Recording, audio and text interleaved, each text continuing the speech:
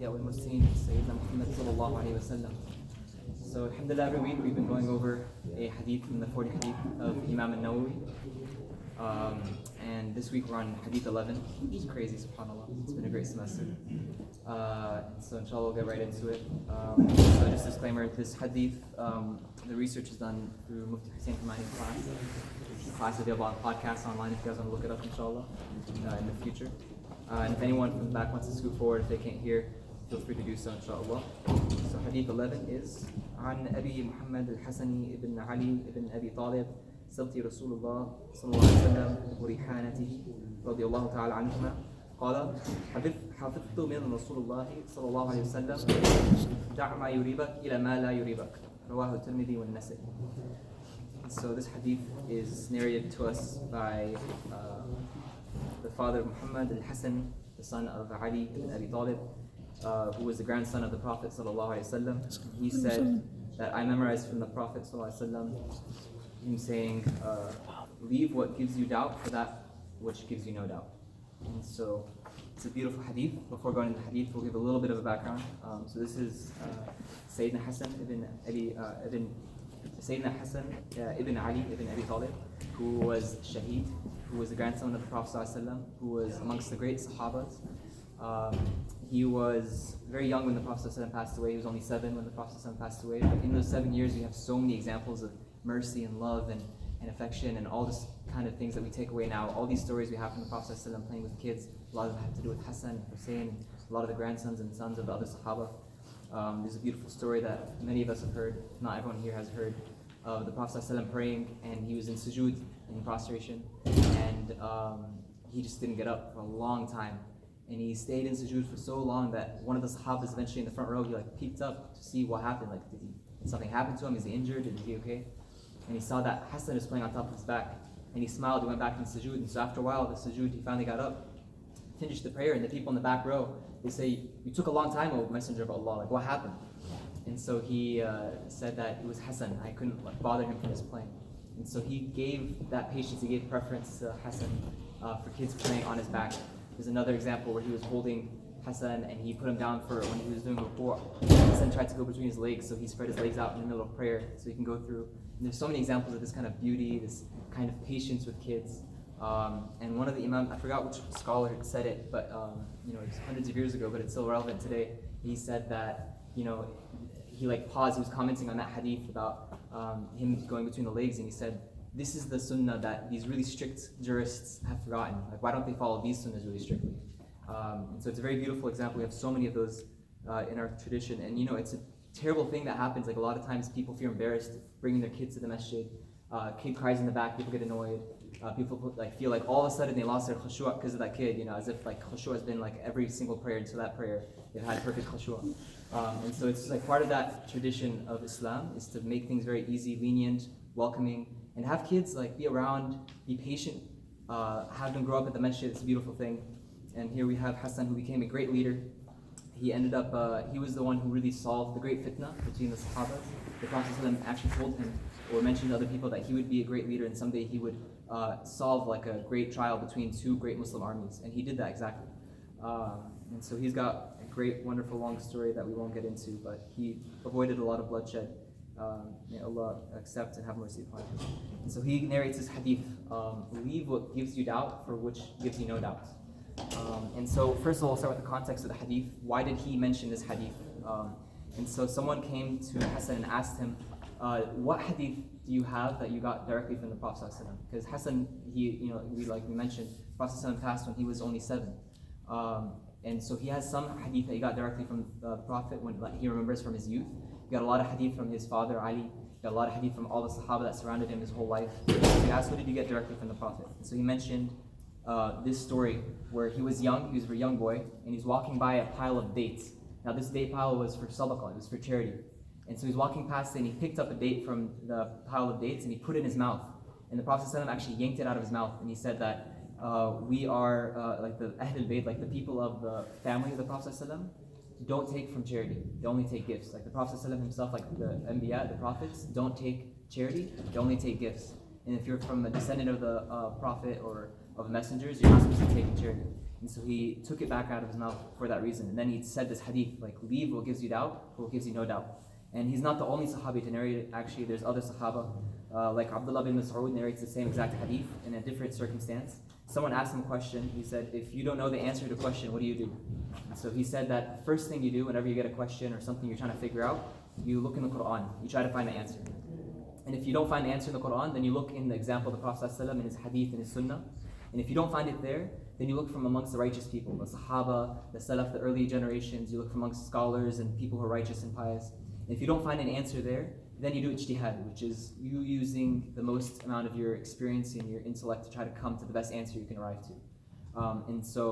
And he said then after that, he said, don't be too scared to not give an answer. Like if you're in a position of authority, leadership, don't be too afraid to give an answer. Be like, I don't want this responsibility, because you're actually just going to create more chaos for other people. And so as long as you're going through this process, you won't be held accountable, is what he was trying to say. And then he ended with two hadith. He said the hadith we went over a few weeks ago, that the halal is clear and the haram is clear, and between the two is gray area, and you avoid that gray area. And then after that he said this hadith, which is leave what gives you doubt for what gives you no doubt. And there's a lot of things you gain from this. You gain principles and legal methodology from this hadith. You gain principles in just like wisdom in life. So there's a lot to extract from here. Abu Hurairah said, radiallahu anhu, he said that someone asked, how do I know if I should do something? Like, how do you know if this is the thing that I should be doing or avoiding it, whatever? So Abu Hurairah then mentions a hadith from the Prophet ﷺ where he mentioned, put your hand on your heart, and if your heart doesn't like what's haram, naturally, it's part of your fitrah, your heart doesn't like what's haram, and it's very content with what's halal. And there's another hadith that says, istafti qalbak, right? So seek fatwa, like seek like a opinion, seek guidance from your heart, and see what your heart feels. And so really being sensitive to that feeling. And we went over that a little bit last week and a few weeks ago.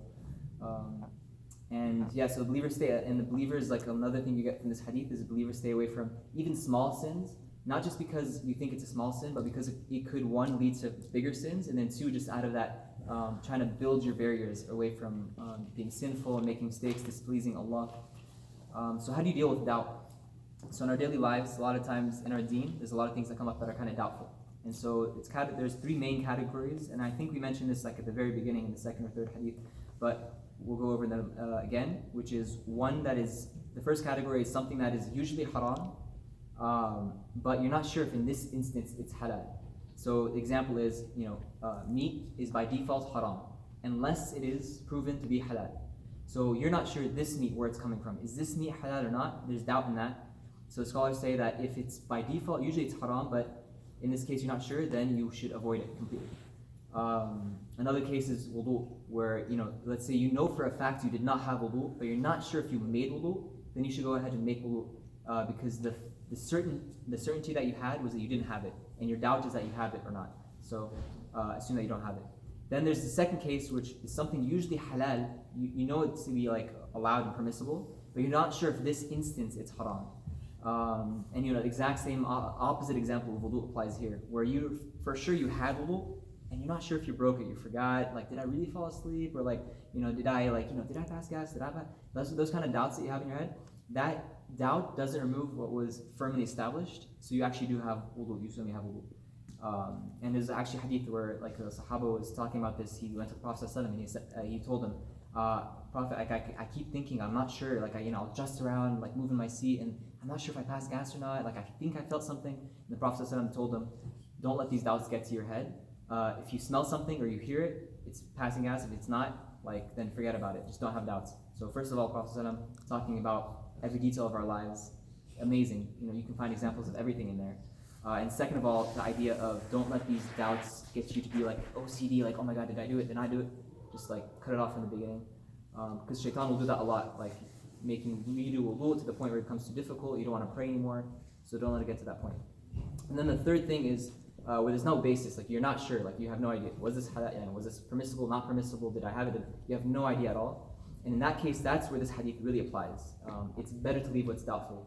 And that's where this hadith really applies. You don't have no basis in the beginning. And so, for example, there was one time the Prophet ﷺ actually was walking past some dates he found on the floor, another pile of dates, different story. And he wasn't sure if this pile of dates was meant for charity or not. It could have just been a pile of dates.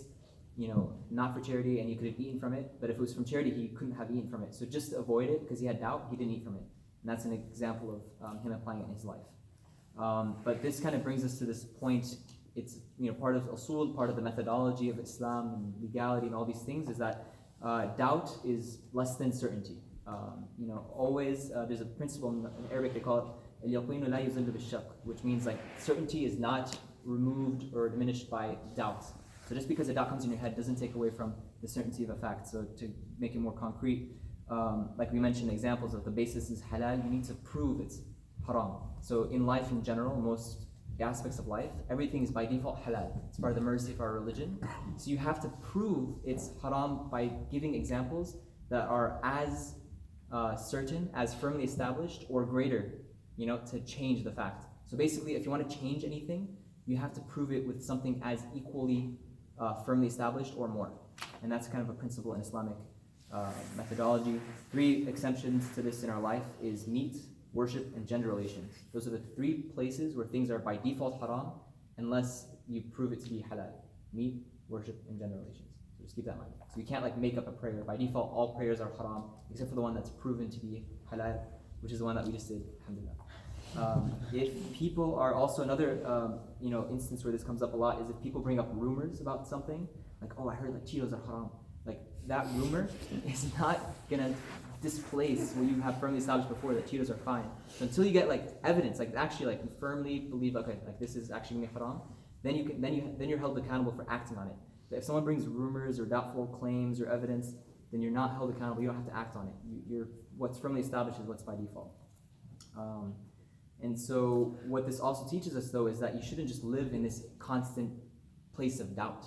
If your life is constantly filled with these kind of doubts, the idea is you hear something, you should go research it, learn about it, ask someone, all these different things, trying to find the answer. So the point isn't to stay in ignorance. The point is that when you're confronted with these situations, there's mercy in our religion, but then try to find the answers also. And doubt is the realm of the shaitan, so try to clear it right away. And in Sahih Muslim, Abu Hurairah mentions that one time he came to the Prophet ﷺ and he mentioned that a lot of him, and he was speaking on behalf of several Sahaba. He said that sometimes we have these thoughts in our minds that are so evil and they're so they bring so much doubt to our religion, and he's feeling so bad about it. He's what can we do about this to the Prophet ﷺ? He felt almost like he was a hypocrite, or he thought that this might be kufr or something, that he was having these thoughts. And the Prophet ﷺ said that, are you really having these thoughts? Because he said, that is actually faith. Now look at this stance that the Prophet ﷺ takes in this moment. A lot of times people come to us with doubts. Sometimes people push them away. Sometimes people are oh, you can't have that. It's not allowed in Islam. The Prophet ﷺ said that those doubts, those random thoughts that come to your head, that is faith. Because if you didn't have faith, the shaitan wouldn't come to try to insert anything in your head. He wouldn't try to take it away. So those things of shaitan trying to get your faith away from you, trying to insert those doubts, that's proof that you have faith that he's trying to take away to begin with. Just hold on to it.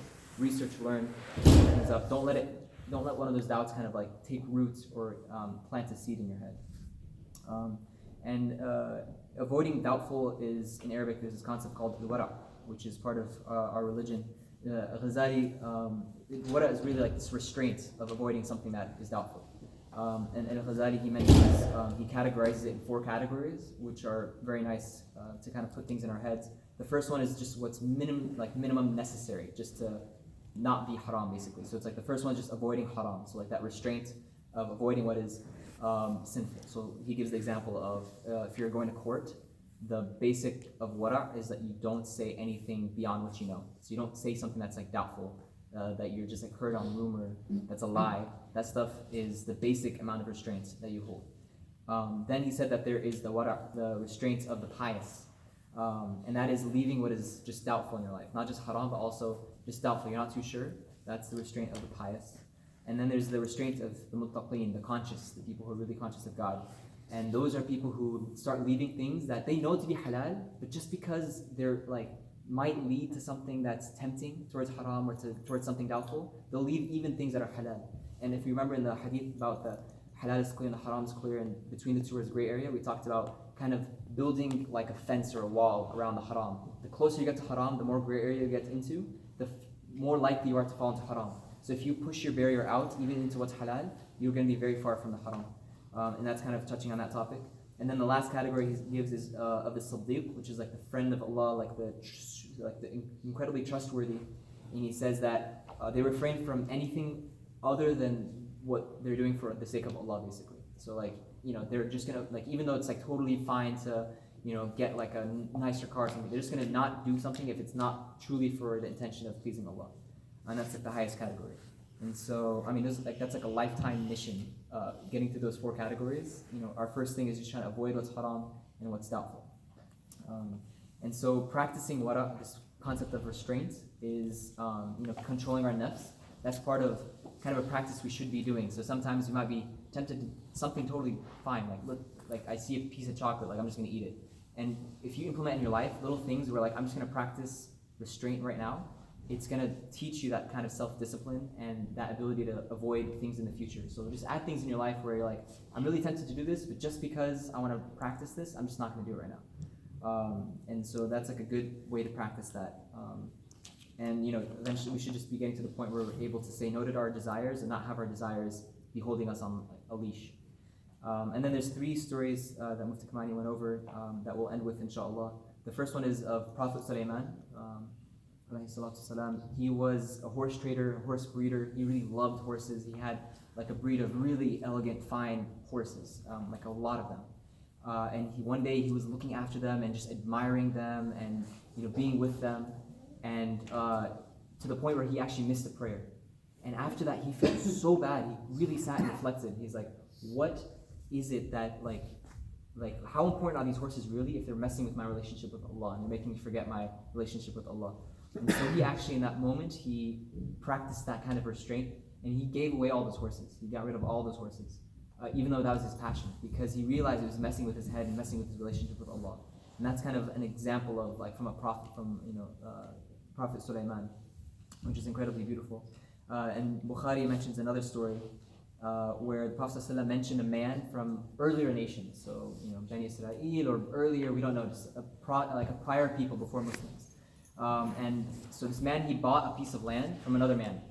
And in this piece of land, he was just digging and finding, like trying to build whatever. And he found treasure inside of it. It was worth a lot of money, just a lot of treasure he found. So he actually went back to the original man and he says, here, take this. I found this treasure, it belongs to you.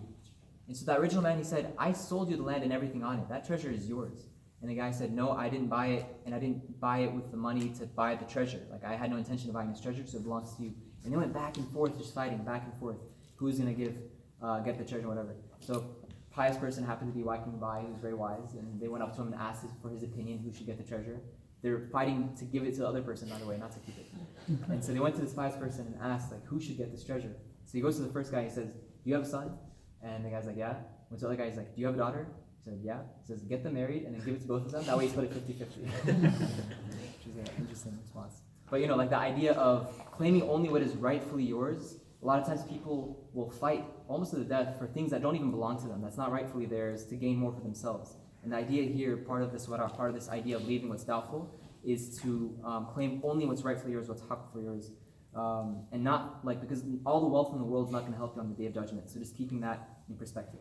And the last story is of Imam Abu Hanifa, who was a merchant, a businessman, and one of his businesses was he sold garments.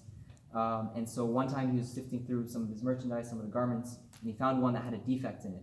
So he put it on the side, and he's like, okay, I'm going to fix this, or return it, or something like that. So he put it on the side, and he left.